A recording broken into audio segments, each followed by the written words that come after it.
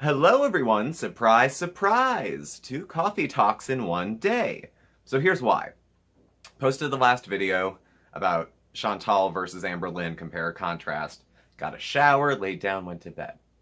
I wake up and I find out that Amberlynn has actually posted a new video that is of particular interest to me. She had actually gone to the psychiatrist and it says that she's been diagnosed. So I couldn't resist having a look at it. Now, anyone who's new to the channel, there's a ton of videos about my sordid history. I have a diagnosis of bipolar disorder. I was diagnosed about 10 years ago. It's been in remission primarily since about 2012, so about 7 years, with flare-ups here and there. There's been a few interesting flare-ups, but I haven't been back inpatient in the hospital in about that long. So I have a little bit of insight into the mental health world. I also work in human services. I'm not a therapist. I'm not someone who can prescribe. I'm not a psychiatrist. But I have some experience on the ground floor. And, you may not be able to see the lake when you're, standing at the bottom, but you can kind of scope out the other fish. So in the spirit of that, now that she has something to share with the mental health community, I thought I'd give this video a look-see. Now, like most Amberlynn videos, we didn't get into the psychiatrist bit until 9 minutes in. So, that's fine. I'm still learning with her. I'm more familiar with Chantal's patterns, but Amberlynn, I'm finding, has a lot of the same MO. So, by the way, it takes a lot of balls to put 6 ads in a video that short. She was talking about her makeup and putting it on. I know she likes makeup and all sorts of crap, and one of them was from her Walmart haul where she just buys everything she wants. And that's whatever. And she talks about how she went on a date with Becky and they went to Ruby Tuesdays and they showed a picture of their meals, and I thought... And then they mentioned the appetizer was heavy, and I thought, well, if you guys don't go out to eat a lot, I know they do. But I was like, that's not really a lot of food for some folks that looks like they like to eat. Like, I don't know. I know they're dying of obesity, but I thought they would have ordered a little more. They went to Lowe's, and Becky has a very, very distinct style. She is usually rocking a baseball cap backwards. Hey, that's her thing. You don't have to do your hair as closely if you do that. She definitely goes for comfort over style. I think Amberlynn kind of tries to do both, if possible. But the outfit she was wearing today, and the hat, I couldn't, I thought she was wearing some sort of like dashiki type thing from the pattern. I had to look closer, and it was my mistake, because I didn't see there were skulls as a pattern. So, that wasn't anything on her. That was my misperception of it. So, and then she has to go to Walmart to pick up her prescription, foreshadowing. And she keeps injecting like these little anecdotes about her makeup here and there. Like, I don't know. So finally I have answers. I'm diagnosed. So we get to the actual doctor's appointment. She said she's never been asked so many questions, except maybe in the comment section. I don't know. She's the woman who was doing her, I'm sorry guys, it's been a long day. Crap, I forgot my lighter. 1 second, please. In case you haven't been, getting the name of our channel, it's SmokeySteveAndMarc. Mark's at work, and we both smoke. So the woman who was working with her was kind. That's good, because dignity and respect isn't something you always find in the mental health system. So I'm glad that whoever she spoke with was nice to her. She mentioned her family history, that her mother, I'm assuming she had said, I'm guessing, diagnosed bipolar disorder, that she wasn't just observing what she thought was bipolar disorder.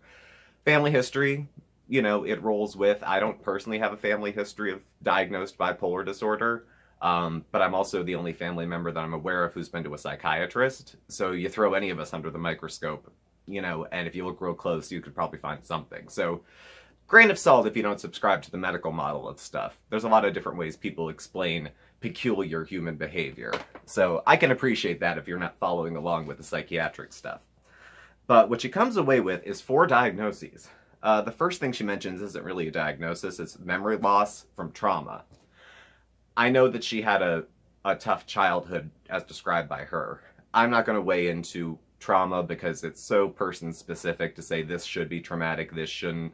Memory loss is something I'm aware that happens. I'm not going to wade into that. It's not my business, really. However, I will make the rest of it my business because I consider myself a peer. She is a person receiving mental health services. I'm a person receiving mental health services. She struggled with bipolar disorder. I've lived with bipolar disorder. So we have some stuff in common, or at least we should, if. So she was diagnosed with depression. All right. Unipolar depression. Okay. So that means there's no mania involved with that. Anxiety and panic disorder. Well, I've had that as well. I get panic attacks in traffic. You know, I can't sit in traffic. If I sit in traffic on a bridge, it's like, forget about it. That doesn't work for me at all.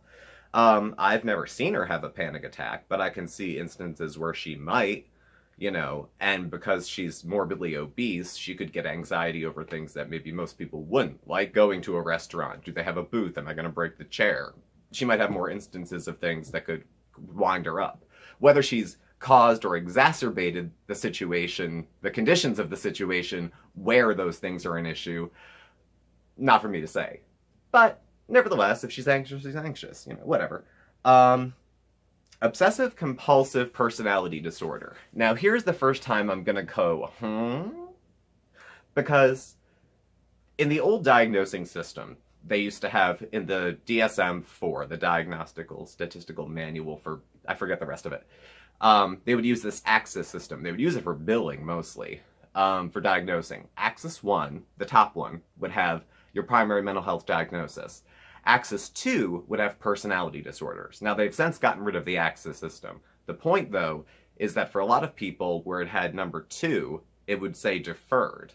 Because a personality disorder is very difficult. I don't know, maybe they've gotten better, but diagnosing it in an hour, often it's not diagnosed over a period of months. I was in a long-term treatment center and mine said deferred constantly. It didn't say no diagnosis, they just hadn't come to a conclusion about it. Even in outpatient treatment, you know, it didn't land anywhere. They also don't make pills for personality disorders.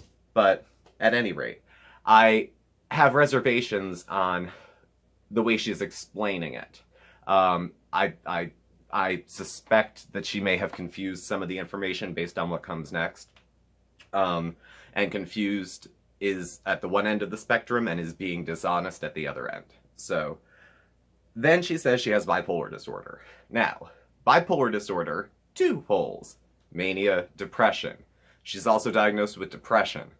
That doesn't really happen. I was diagnosed with depression when I was 18, so this would be the year 2000. I'm 36. If you saw my last video, you know that I'm bald. I have the air conditioning on, though, now. And then I lived with that for that diagnosis and was getting treated with antidepressants during that time, and it wasn't helping. She mentions that she was being treated with Prozac and other ones, and they weren't helping her. She's right to say that they weren't helping. If she got that from her doctor, they at least know that much. Because that's correct.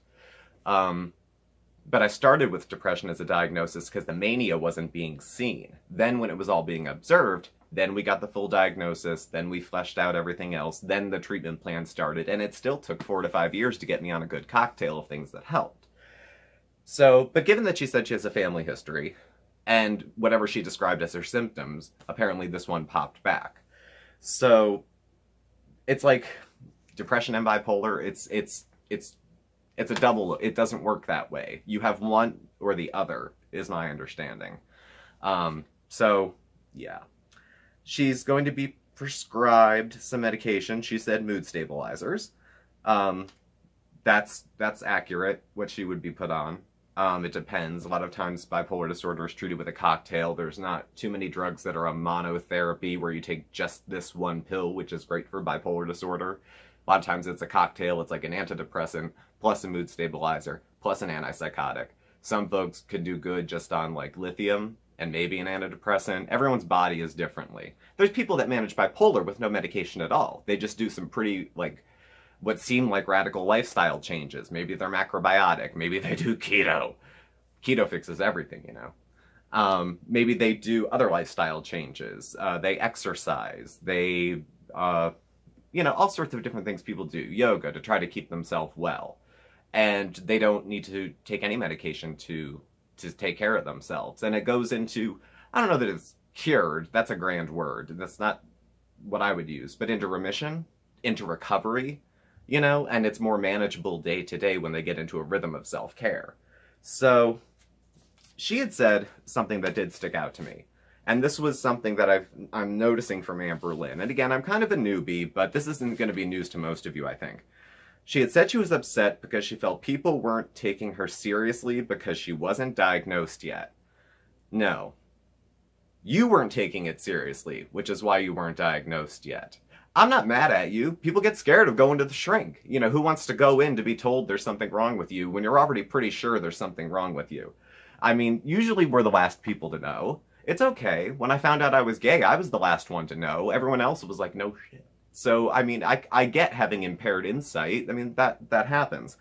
But this hasn't been delayed because of anybody else's choices but yours. If you haven't been taken seriously, I'm sure subscribers have been saying for 4 years to go see a psychiatrist. I'm sure. Maybe they were dicks about it, but they probably said it and it was a good idea even if they were a dick.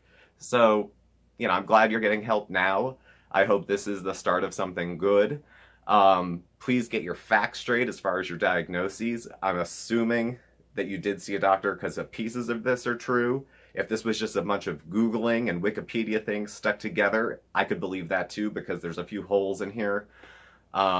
If this is exactly what you were told, please find another doctor because there's some misinformation as well.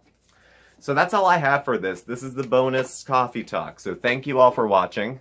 Please do subscribe. Give a thumbs up. Make sure you hit the bell to get all the alerts. You can follow Mark and I on Instagram at SmokeySteveAndMarc, one word, or on Facebook at SmokeySteve and Mark. Thank you all for watching and have a happy Friday. Bye.